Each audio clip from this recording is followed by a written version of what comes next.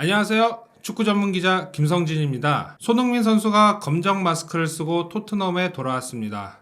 오늘 새벽에 토트넘과 니스의 친선 경기가 열렸었는데요. 이 경기에 손흥민 선수가 교체 출전을 했습니다. 토트넘의 니스전 결과 및 손흥민 선수의 활약상 등을 정리해서 전해드리도록 하겠습니다. 토트넘은 월드컵 휴식기 기간 동안 평가전을 치르고 있는데요. 이 경기에 앞서 마더웰과의 경기를 한번 치렀고요. 그리고 오늘 새벽에는 프랑스 리그앙의 중위권 팀이죠. 현재 9위를 기록 중인 니스와 평가전을 치르며 앞으로 있을 프리미어리그 경기 준비에 들어갔었습니다. 토트넘은 주말 리그 경기를 대비해서 다양한 선수들을 기용했는데요. 골키퍼 같은 경우에는 월드컵 결승전을 치른 요리스 선수의 공백이 있기 때문에 포스터 선수가 대신 나왔습니다. 그 외에도 포지션별로 월드컵에 출전한 선수들의 일정을 고려해서 주전급과 백업 자원들을 두루두루 활용한 선발 명단을 구성했고요. 결과는 1대1로 비겼습니다. 손흥민 선수 같은 경우에는 대기 명단에 이름을 올렸고요. 후반전에 교체 출전을 했습니다. 사실 현재 프리미어리그 팀들은 이번 주 주중에 카라바오컵 일정을 소화하고 있습니다. 하지만 토트넘은 니스와 평가전으로 대신했는데요. 그 이유는 토트넘이 카라바오컵 16강전에서 탈락을 했기 때문입니다. 월드컵이 열리기 전이었죠. 11월 9일에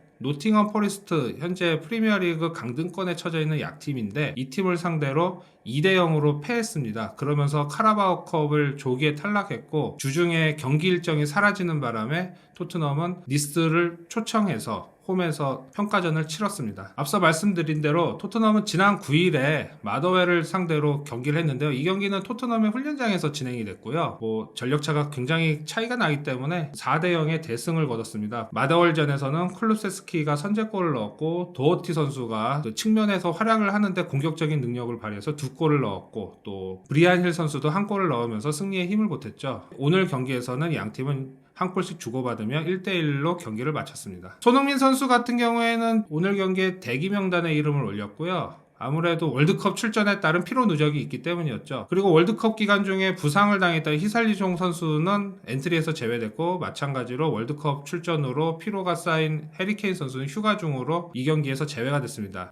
영국 현지 언론 보도에 따르면 히살리종 선수하고 케인 선수는 관중석에서 이 니스전을 지켜봤다고 합니다. 하지만 손흥민 선수가 니스전 출전이 사실 불투명하기도 했었습니다. 경기를 앞두고 공개된 콘테 감독의 인터뷰에서 손흥민 선수의 그 컨디션 저하가 알려졌거든요. 콘테 감독은 솔직히 말해서 우리의 몇몇 선수들에게 문제가 있다. 손흥민은 지난 이틀 동안 발열로 인해서 훈련에 제외됐다. 이렇게 이야기를 했습니다. 이 인터뷰가 공개되기 직전에 나왔던 토트넘의 훈련 영상이나 사진 같은 경우에 손흥민 선수가 운동을 하는 모습이 잘 나타났거든요. 마스크를 쓴 채로 운동하는 모습이 잘 포착이 됐는데 하지만 그 이후에 발열이 있었던 것 같아요.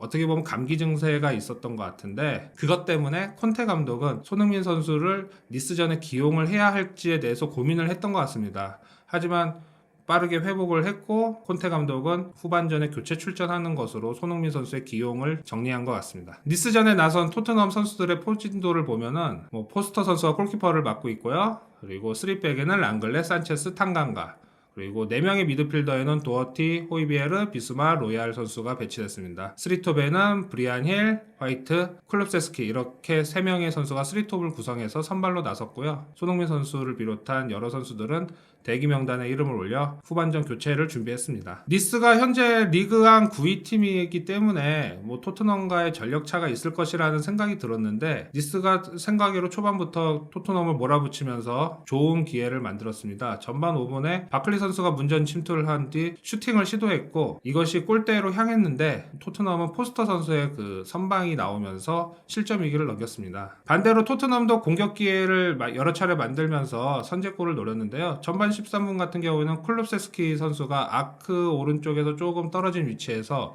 왼발 프리킥을 시도했거든요. 하지만 이것이 골키퍼 정면으로 향하면서 토트넘의 선제골이 되지는 않았습니다. 하지만 토트넘은 전반 21분에 니스의 골문을 열었습니다. 지난 마더웰전에서 2골을 넣으며 공격 본능을 뽐냈던 도어티 선수가 니스전에서도 굉장히 전진 플레이를 하면서 선제골을 넣었는데요. 브리안 힐 선수가 미드필더에서 클롭세스키 선수에게 패스를 했고 이것을 클롭세스키 선수가 니스 수비 뒷공간을 무너뜨리는 침투 패스를 시도했습니다. 도어티 선수는 이제 이것에 맞춰서 왼쪽 측면에서 문전을 정면으로 파고들면서 패스를 받은 다음에 슈팅으로 연결했고요. 그대로 오른쪽 골대 구석으로 꽂히면서 토트넘이 기분 좋게 선제골을 넣고 경기를 주도하기 시작을 했습니다. 하지만 니스의 반격도 만만치 않았는데요. 후반전 시작하고 얼마 되지 않았던 상황에 동점골이 나왔는데 후반 2분이 채 되기 전에 코너킥 상황에서 토트넘 문전에서 혼전이 발생했고 이것을 맨디 선수가 정확하게 차 넣었습니다. 토트넘 수비진의 요 코너킥 상황에서의 그 볼 처리가 좀 미숙했고 포스터 선수가 역동작에 걸리면서 넘어지는 바람에 골대가 비어버렸는데 토트넘 입장에서는 굉장히 아쉬웠던 장면이고 이런 부분이 이제 리그 경기에서도 충분히 발생할 수 있기 때문에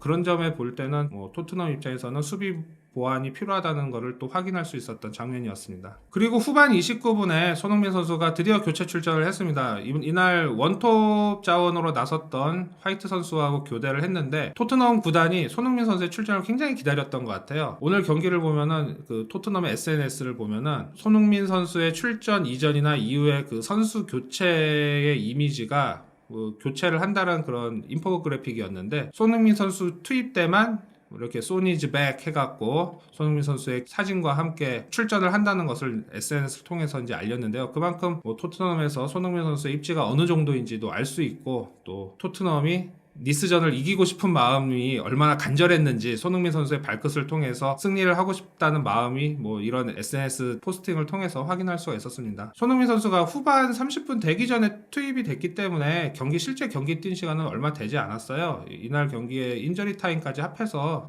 16분 정도 뛰었거든요. 기대와 달리 그렇게 큰 활약은 하진 않았습니다. 슈팅 기회를 얻지도 못했고요. 하지만 손흥민 선수 특유의 그런 침투 능력이 돋보인 장면이 여러 차례 나왔는데요. 투입 직후인 후반 30분에 브리안 힐 선수의 전진 패스가 나오자 손흥민 선수가 니스의 뒷공간을 파고들면서 골키퍼와 1대1 상황을 맞이했습니다. 하지만 골키퍼의 판단이 굉장히 좋아서 손흥민 선수 슈팅까지 연결되지는 않았는데요. 그래도 순간적인 그 스프린트 능력이 손흥민 선수의 또 능력이 이런 장면에서 바로 나오면서 토트넘 공격에 활로를 뚫기 시작했습니다. 후반 41분에는 손흥민 선수의 전술적인 움직임이 돋보인 장면이 있었는데요. 사르 선수가 슈팅할 때 손흥민 선수가 아크 정면 쪽에서 뒤로 이동을 했는데 이 모습이 좀 굉장히 인상적이었습니다. 사르 선수가 패스를 받을 것을 보자 손흥민 선수가 재빨리 이동을 했고요. 그러면서 니스 수비수들이 손흥민 선수에게 시선을 뺏겼습니다. 그러자 정 가운데에 공간이 생겼고 사르 선수는 지체하지 않고 회심의 슈팅을 날렸죠. 하지만 이것이 골로 연결은 되지 않았습니다.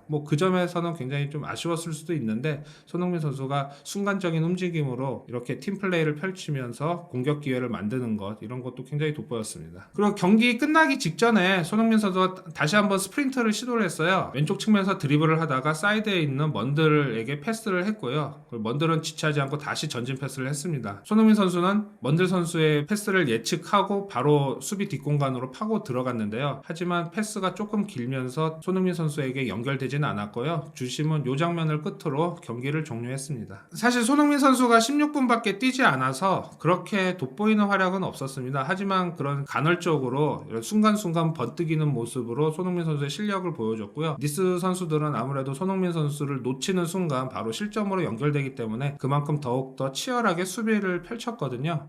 하지만 우리가 원했던 그런 골이나 도움 같은 장면은 좀 나오지 않아서 아쉬웠는데 영국 현지에서도 그 점이 조금 아쉬웠던 것 같아요.